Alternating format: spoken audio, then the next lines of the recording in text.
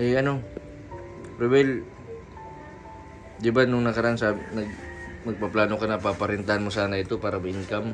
Opo. Ano kaya ng si Bina sana, plano namin na magtindahan dito si Bina.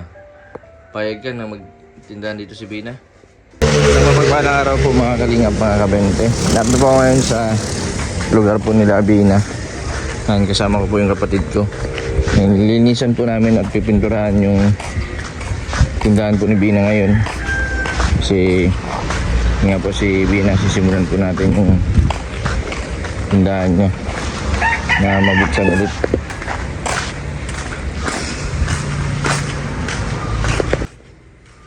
Bisitahin natin si Bina.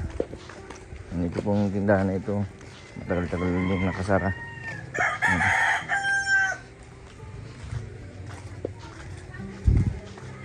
Bina, kumusta? Buhay pa. Ayos lang po kayo? Hindi pa. Sino po nandito? Ito po yung tindahan ni Bina, oh.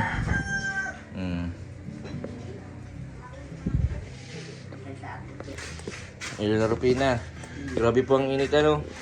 Kumusta man po ang na may kuryente na kayo? Nakakapag-electric pan na po kayo? Masaya na. Ano po? Masaya na. Masaya na. Grabe po, may may kuryente na. Salamat po dun sa nag-sponsor po sa kuryente nila Bina. Si Bina po, Bina. Ito po yung tindahan nila Ruel, oh. Sa mga susunod po, pipinturahan po namin ito ngayon. Ito pong kasi para po ang kulay dito. Para bago po lagyan ng paninda. Para po may libangan si Bina. Kaso ang problema, Lola Rubina, payag kaya si Ruel po, tapos yung asawa na si Bina magtinda dito? Wala. Bina. Bina. Nandito kami para linisan tapos pinturahan itong tindahan mo. Kaya mo na talaga magtindahan? Kakayanin po. Pero sa tingin mo, pumayag kaya yung si Kuya Ruel mo na magtinda ka dito? Kasi sila mga dito nagtitinda. Mapayag man po. Mapayag? Na si Kuya Ruel. Si Ruel, oh. Kung sabat nagpapaypay ka, dapat nag-electric pan ka. Grabe ang init. Anak ka rin pala dito. Ito, may sariling CR din. Ay, maganda. Kaso kailangan pintura ng bago itong para magbago-bago ang ng aura.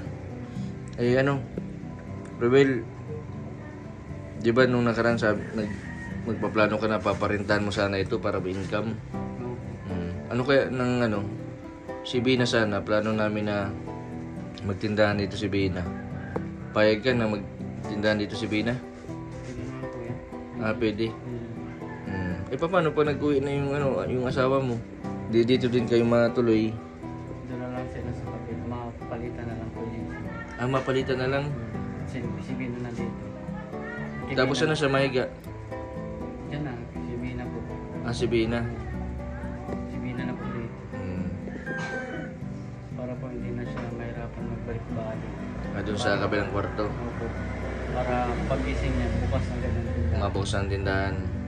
Tapos ang gagawin mo, alalayan mo na lang. Alalay po kasi sa alalay na lang po yung nanay tsaka. Halimbawa, pag may maripak ng huling, kuya, Ako na lang pumasok. ikaw maripak, tapos babayaran ka na lang. Kuya, 50. Pwede na yan. Malaking tulong din yun. Parang nagdadalong dadalong isip ka.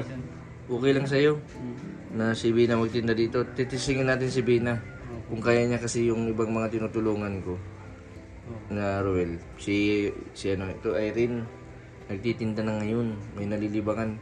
Na-realize ko na malaking tulong pala sa mga may depression, may nililibangan. Nasubukan natin si Bina. Malay mo, si Bina pala mas mapalago pa yung tindahan, ano? Nagkataon lang kasi nung dati, nagkaroon ng, ano, bagyo. Opo. Kaya napugrot yung tindahan mo. Naubos yung Kasi nawalan ka ng trabaho. tapos Sa tingin mo kaya ni Bina? kaya naman kay Jason. Kaya po ni Bina yan. Mm. Kumbaga ako na lang po maripak-ripak ng huli. Bakit naisipan mo na ipabaya ito kay Bina kahit itong kwarto? Para po ano, sa kanya, kasi sa negosyo niya din po. Na, Para may privacy, ano? Opo. Siya ang magde-decide kung anong gagaan, ano? Opo. Mm. Dito na lang po ako sa may sala. Mm. Matulog. Dito na po si Bina. Mm. Siya na po dito. Yun. Ano tayo, malilinisan muna tapos pipinturan natin itong ano ni Bina. Para ngayong ano, makakasimula na si Bina ng ano.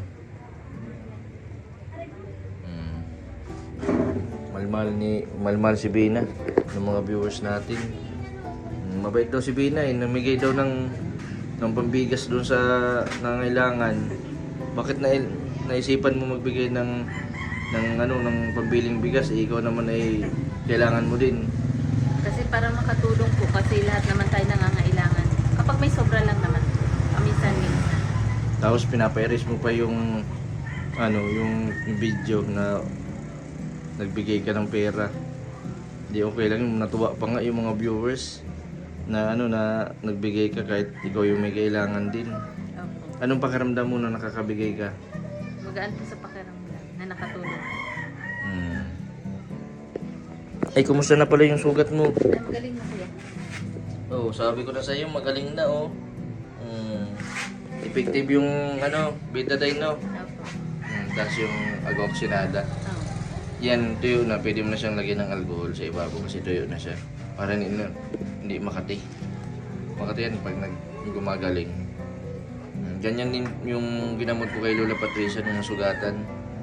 Napatakan po yun ng yung liquid ng battery, yung transformer. Nasunog po yung balat sa paa. Ginawa ko, nilanggas ko po ng daon ng bayabas. Tapos po, nilagyan ko ng betadine. Kasi inano ko muna siya, agoxinada. Dapat doon ang ilalagay pag doon yung parang dextrose baga, yung panlinis po sa ospital. Parang yung sodium chloride yata yun, yung panlinis. Ang available lang sa butika na bili ko ay yung Nag-oxen. agoxinada. Pero okay man po. Yung agoxinada kasi po, yung dumi sa ilalim ng sugat, na ibabaw po doon sa bula. Ibig sabihin, pag mabula yung Madumi. sugat, madumi. Pero pag nilalagyan ko kay Jason, konting bula na lang. Ibig sabihin, laging malinisan. Ganyan laging mo. Pag nagkasugatan ka, gamutin mo agad. Tapos iwasan mo masugatan. Kasi alam mo, mataas ang sugar, may diabetes ka baga. Hindi man wala man po. Mas Mataas ang sugar mo. Nagmi-metformin ka, no? Bina, ano masabi mo dun sa tutulong sa'yo sa sa pag ng tindahan mo? Ano po na, gagawin po yung best para dun sa naitulong po. Mga patulong. Mabigyan pa kayo ng isang pagkakataon para mabuksan ulit yung tindahan, Sana po mga kalingap, wasan din po natin na mag-bash kasi minsan kailangan lang po nila ng advice. Yan. Kasi kumbaga sa siyempre hindi naman po baga perfecto tayo, may pagkakamali din tayo. Siyempre sa pagkakamali, natural magkamali, Bina. Huwag ka matakot magkamali. Pag di mo sinasadya. Kasi pag alam mo naman mali, bakit gagawin mo? Pag ginawa mo na alam mong mali, may mga consequences yan. Pwede kang maparusahan, pwede kang mapagalitan, pwede kang mapabayad. Yun. Pero pag hindi mo sinasadya, di yun. Huwag mo isipin yung magkakaroon ka ng basher. Yung pagbigay mo, mababas ka, hindi yun. Kasi kung ano yung bukal sa loob mo, gawin mo. Hindi yung nakakasama. Nagbigay ka man lang. Huwag ka matatakot. Nagkaroon ka ng panic attack, kaya lahat ng mga bagay, inisip mo, parang negative. Hindi tayo matututo pag hindi tayo nagkakamali. Di ba, Lolo Rapina? Lahat naman po ng pagkakamali, dun po tayo matututo, ano? Hmm. Hmm. Ang hindi lang nagkakamali yung nasa GMA7 ba si Perfecto Manaloto. Si Pipito Manalo. Oh, Pipito. Pipito Manaloto, di Perfecto Manaloto. Oh, komedyante ba kayo? Mabenta dito ang uling sa inyo. Mabili tayo ng uling, i-repack, tapos mabenta dito itlog, mantika, asukal, harina. Yan ang mabibenta dito sa lugar na ito. Nagtindahan din ako kaya sabi ko alalayan namin kayo. Kung malay mo, may mga sponsor pa na willing pa magdagdag dun sa puhunan. Mapuno mo yung tindahan. Pakunti-kunti lang. Tapos kapag may mga ano ka muna sa ito. Dahil wala pa kang rep. Magsimula muna tayo sa styro. Anong tawag doon, Roel? Yung Styrofoam. sa styrofoam lalagyan ng soft drinks, lalagyan ng yelo. Para in case may magbiling soft drinks, makakabenta kayo. Ice box. Yung malaki-laki ng ice box ang bibili natin. Dito, may pinapalinisan po namin kay dito sa kapatid ko. Ayos.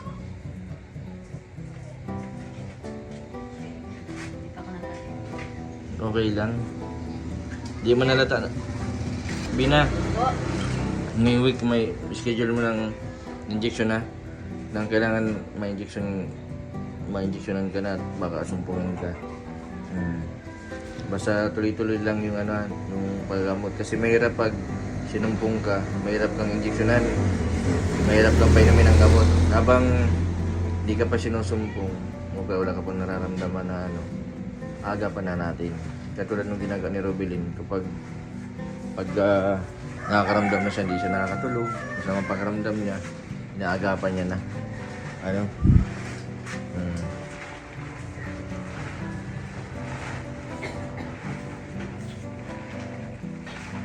Si Roel.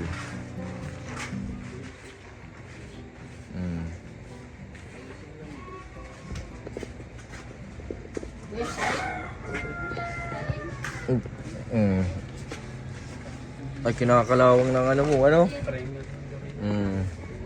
Dapat ang ibenta mo dito ay ano magandang ibenta rigdi? Uling. Tapos, tali ko. Binapawalang tali.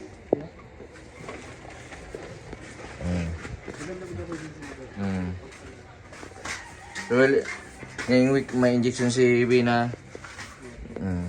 Kailangan may injection na si Bina para di sumpungin.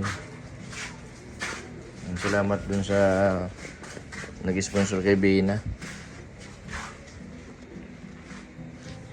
Kay Ma'am Michelle, tapos dun sa isa kay Ma'am Evelyn. Maraming salamat po sa suporta po ninyo kay Bina. Yan, papa-injectionan ko muna po si Bina kasi may mga time po na natutulala si Bina.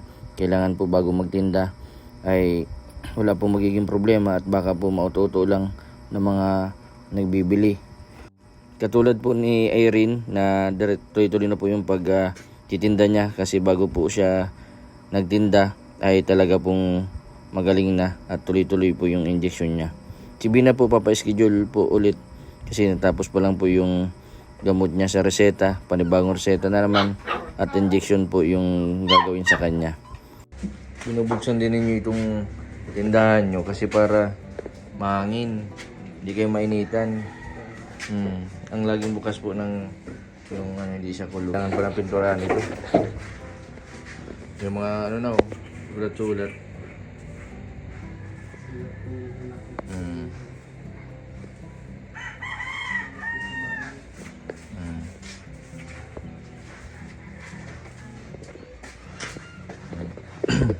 Unahin po muna natin pa-injectionan si Bina bago po ang pagtinda kasi baka kasi biglang may stress, sumpungin, ibigay yung paninda, ano po, Lola Robina, bawal po sa kanya ang ano, kung sa ano eh, kailangan natin subukan.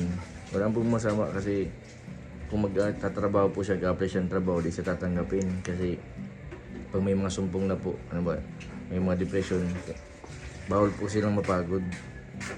Mas lalong natitrigger. Bawal din sa kanila ang hindi magupo. Si Casey po nag-try ng trabaho. Alas 9 pa lang ng umaga. Gusto na mag-upo. Ginalitan ng amo. Ano, bakit maupo ka? Yeah, sir. Mm. Mm.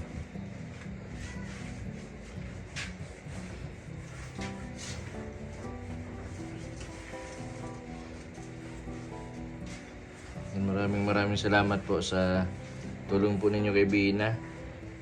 Pagsisikapan daw po ni Bina na na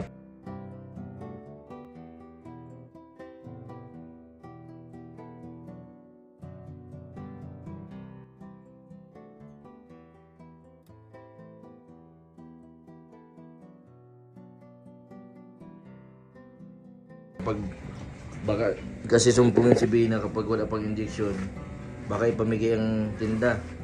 Walang benta. O Bina, naubos na yung paninda, wala kang benta. Pero mga ganito, panigurado ito kahit may mga sumpungin. Panigurado yan, nakakaintindi man yan. Walang masamang subukan. Ha? Kaya mo yan. Masaya ka, Bina? Opo. Hindi ko abot sa taas. Yan, mamaya pipinturahan na yun ng kapatid ko. Ah, kapatid mo po siya? Oo, kapatid ko yan, si Charlie. Excited na si Bina. Magkaroon ng tindahan. Hulog ka. Yung sabihin, Bina, pangarap mo talaga magkaroon ng tindahan. Ha?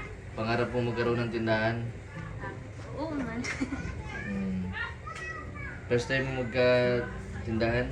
Magtinda Ay. ng sarili? Ay, sa tulong lang po ng sponsor. Hindi, ibig sabihin, nagtinda ka, pero ang nag-manage nun sila Kuya Roel mo. Nung ikaw, yung ikaw lang, ngayon pa lang. Bukan namin yung kakayahan mo. Kung kaya mo. Naku, pagka paano pa nag-click? Baka pa nagyaman ka, hindi mo na kami pansinin. Pag nagyaman ka na, Kaya no. maglago ang negosyo mo, hindi mo na kami pansinin. Ay, di man. Baka hindi mo na kami papasukin dito. Di man.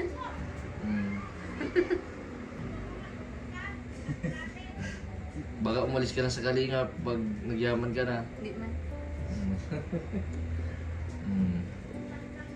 Yan po si Bina, mga kabende, mga Kalinga.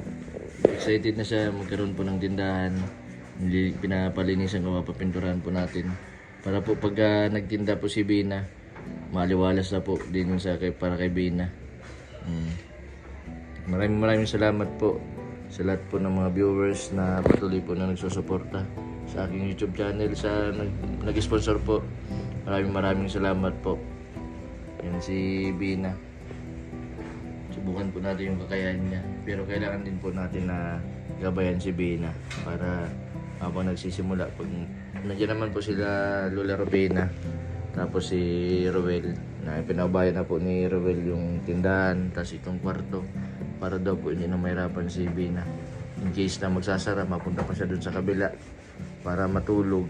Kung dito man lang nga, matulog siya, pagising niya, mabukasan na ng tindahan. Baka man Bina, tanghali ka na magising, magbukas ng tindahan, dapat maaga. Kasi ang oras ng pasok ng mga estudyante, dapat alas 5 pa lang gising ka na. Itlog, kape, asukal, bigas. Magic sarap po, memorize ni Roel. Si Roel, paputangin mo? Si Roel? Basta mabayad. Mabayad, ililista mo. Panigurado yan si Bina. Ano mo na yun, Roel, ha? Basta mabayad. Kapatid mo man, okay lang yata na libre lang. Ay, may bayad. Bakit mabayad? Ay, ganun ang patakaran sa negosyo. Bakit ganun ang patakaran sa negosyo? Para umunlad. Para umunlad. Bakit pwede mo man bigyan? Kasi kapatid mo man. Kapag may sobra. Nalulugi po pag puro utang. Dapat na ibabalik yung puhunan, ano, napapaikot. Yung puhunan ng maikot na hindi ikaw maikot.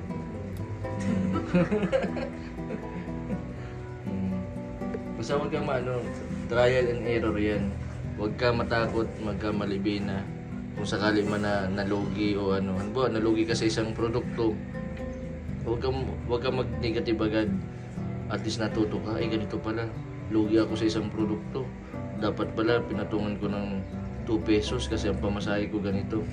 Kung kumpitin mo yung mga nagagastos mo, ang pamasahe, yung ano, kung sa tubo mo, lahat ng binibili, dilista mo.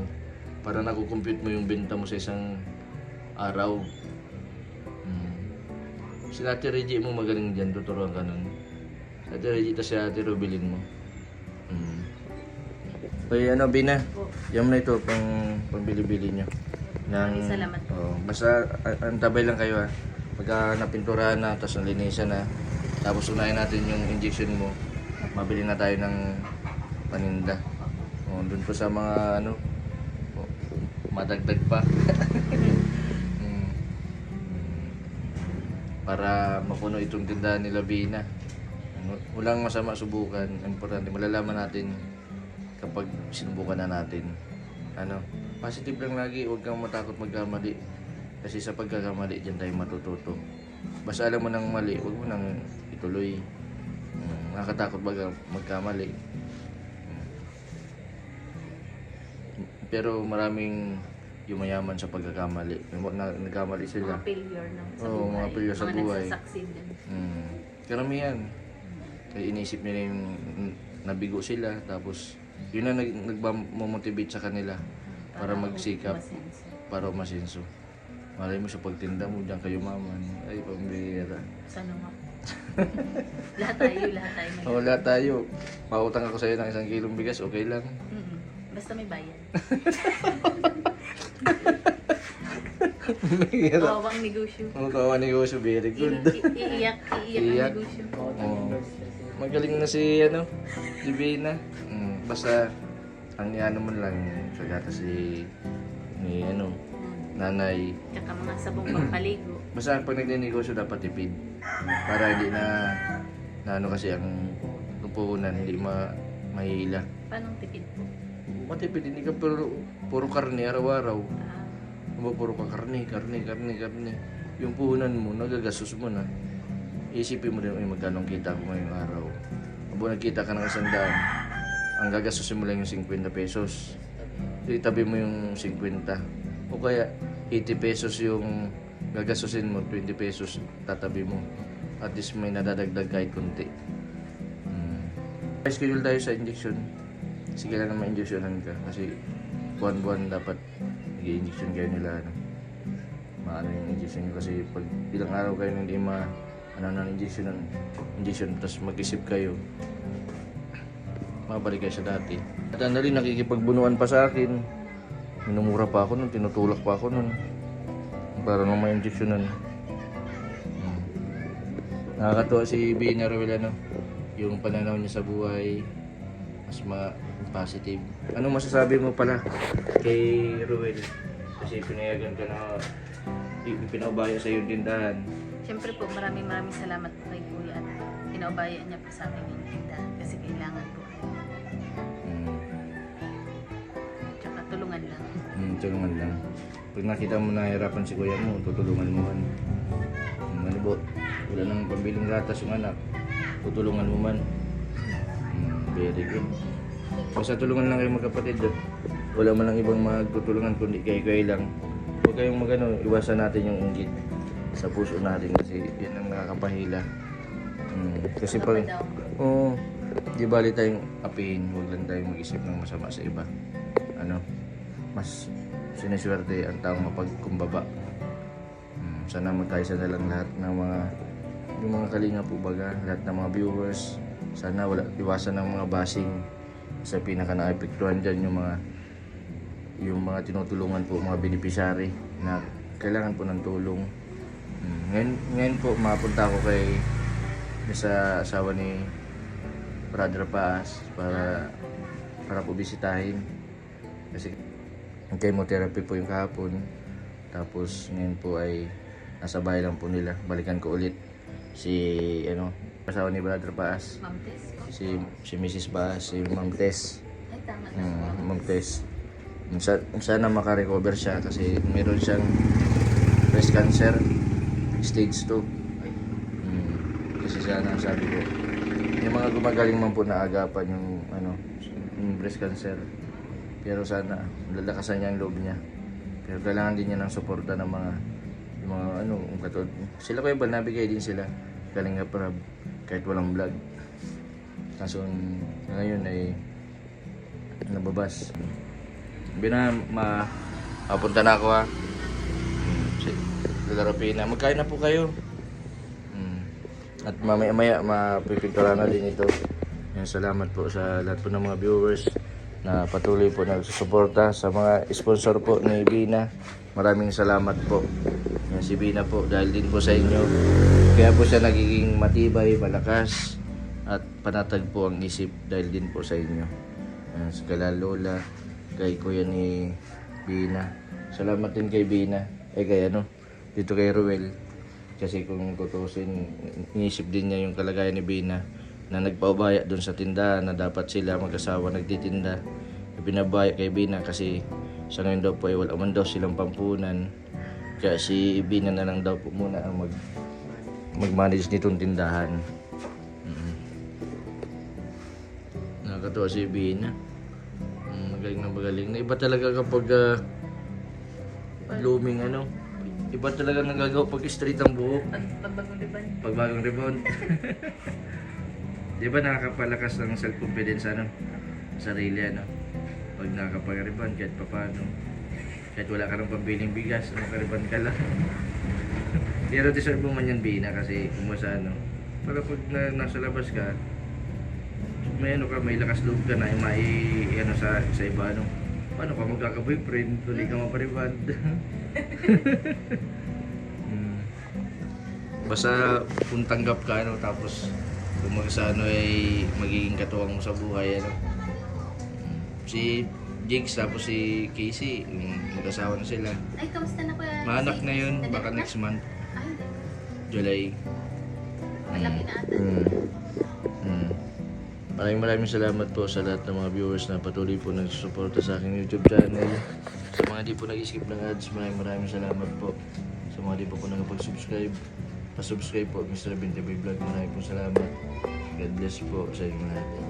Yung pipinturan po itong puti tapos itong istante ng kulay puti. Para komportable si Bina.